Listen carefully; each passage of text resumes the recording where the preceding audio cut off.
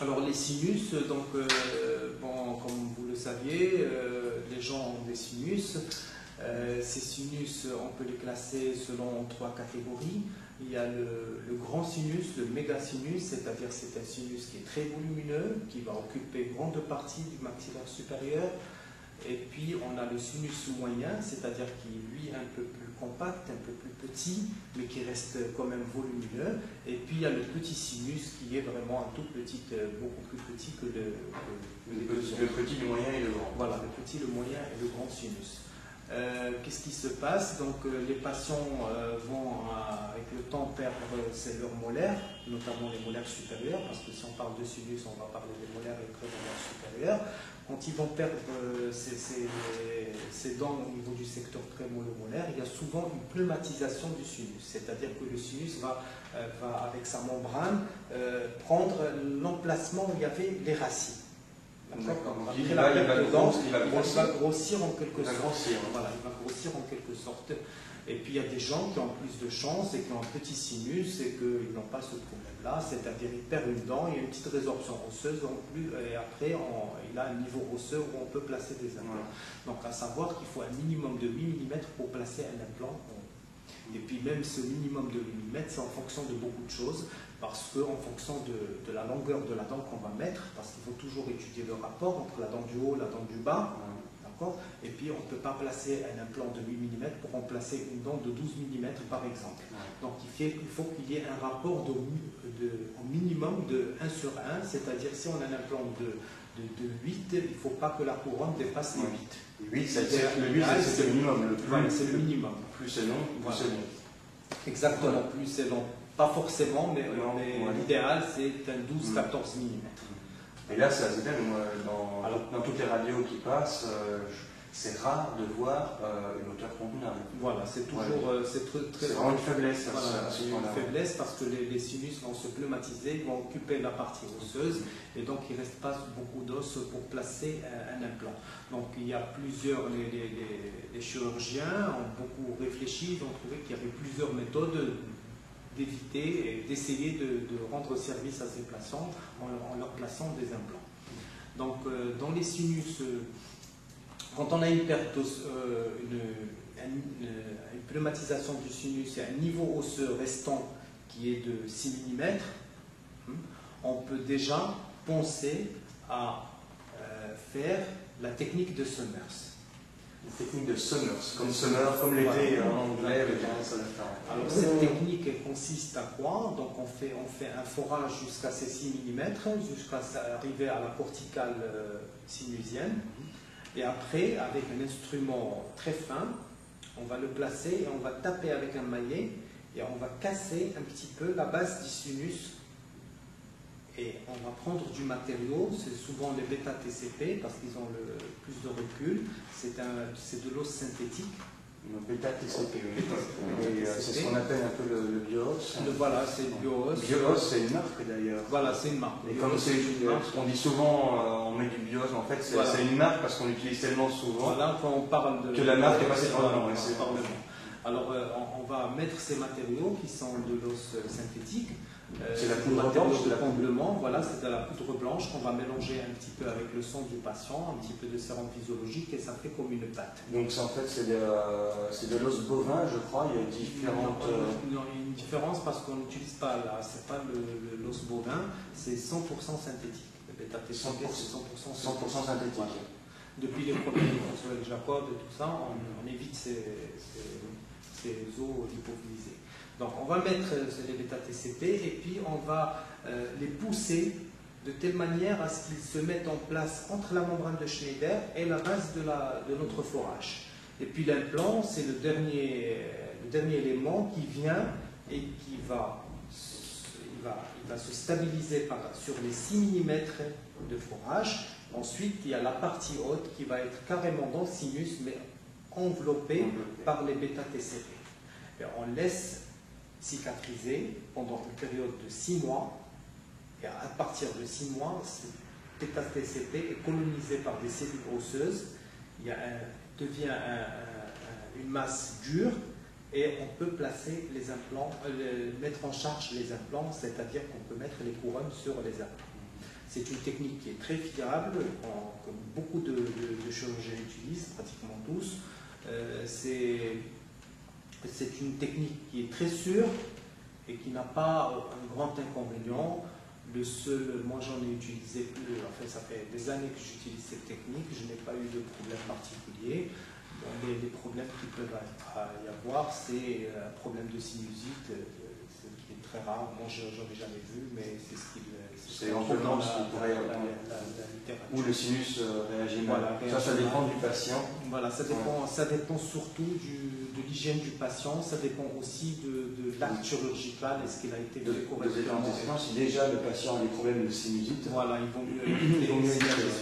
Donc ça, en fait, ce qu'on a expliqué, c'est la technique de Summers. Voilà, c'est la technique de Summers. On fait un premier forage, Ensuite, on va, avec donc une tige en métal, on va fouler le matériau. Voilà, on va enfoncer cette tige en métal, et c'est ça ce qu'on appelle les ostéotomes. Les ostéotomes, c'est-à-dire c'est des instruments qui vont permettre de pousser le matériau dans le sinus. De soulever en fait cette...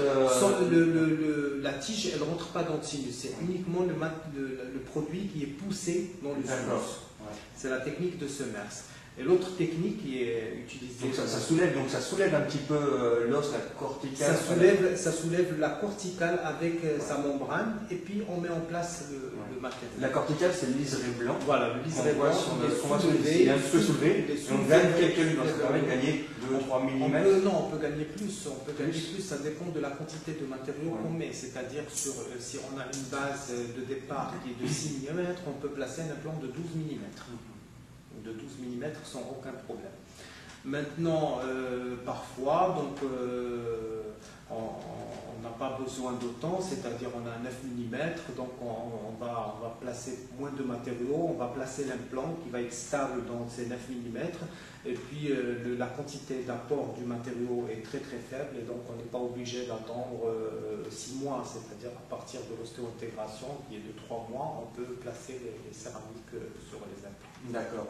Et donc quand on met donc, le matériau de comblement, donc on va le mettre, mais il est mélangé avec un peu de sérum physiologique. Un tout petit peu de sérum physiologique et le sang du patient qui est là, parce que quand on va mettre le matériau, voilà. On peut retirer un petit peu de sang. Pour qu'il y ait c'est un mélange entre le sang du patient, mais c'est surtout le matériau, c'est un petit peu moelleux, et puis c'est tout, mais c'est pas...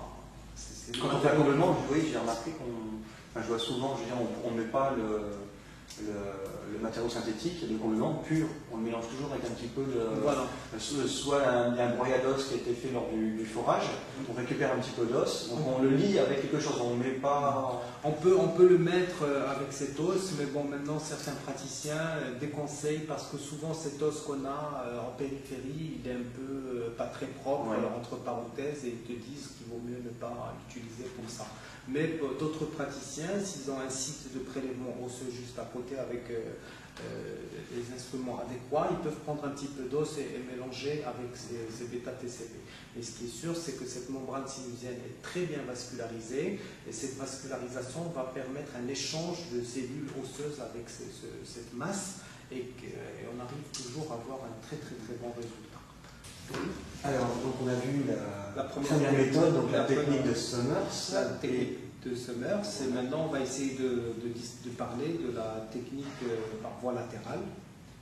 Alors c'est une technique qui consiste à rentrer dans le sinus, mais latéralement. Donc là, sur le côté au-dessus, en fait, au-dessus des dents. Voilà, au-dessus des dents, là où il y avait les racines molaires, on va dire. Donc on va couper, on va créer une fenêtre. Une fenêtre, oui, c'est grand comment à peu près. Voilà, 1, 2, 3, 4, 5 mm. C'est une fenêtre qui fait à peu près 1,5 cm circulaire. Ouais. Et puis, toute la technique se joue dans la manière de couper cet os. Donc on peut le couper par deux façons. La première, c'est la méthode la plus ancienne, c'est par une fraise, on va tourner autour. Il faut faire très attention pour ne pas déchirer l'enveloppe sinusienne qui est la membrane de Schneider. D'accord, donc la difficulté, voilà, donc précision, pas... Voilà, de couper que l'os, et dès qu'on voit la membrane, il ne faut pas la toucher. Ensuite, on va éliminer cette petite morceau d'os, on va l'éliminer. Avec une spatule, on va pousser délicatement cette membrane et combler une partie du sinus par le matériau, le substitut osseux. D'accord, donc entre la corticale, ce qu'on appelle la corticale, donc ce qu'on voit sur la radio, se liserait blanc, et entre la membrane donc, qui se cache pas, c'est là où on le soulève, et dessous on glisse donc l'os synthétique avec un mélange aussi. Voilà, le petit mélange qui est fait essentiellement d'os synthétique, avec un petit peu de sang et un petit peu de sérum physiologique. Et puis on referme tout et on attend une période de cicatrisation. En général, on attend à peu près 8 mois avant de placer les implants. Et on referme comment là, une fois qu'on a trait donc cette fenêtre, on la recoue, la gencive, elle va venir, elle va tapisser cette partie et puis on va faire des points de suture sur la crête. Voilà, donc c'est des points de suture comme ça pour refermer l'ouverture.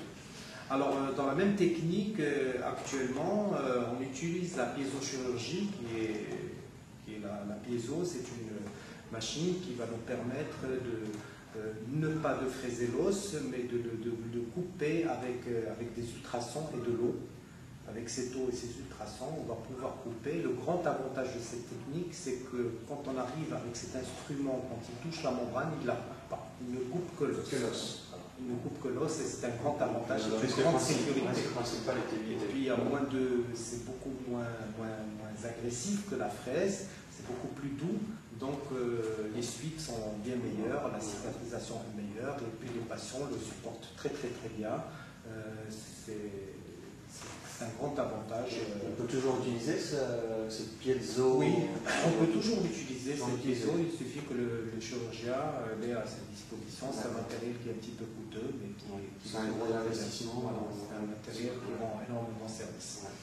Maintenant, donc, on peut combler le sinus par la même technique. Une fois comblé le sinus, on va patienter, on va attendre que cette masse soit envahie par des cellules osseuses et qu'elle devienne un peu plus compacte et par la suite on va placer nos implants dedans.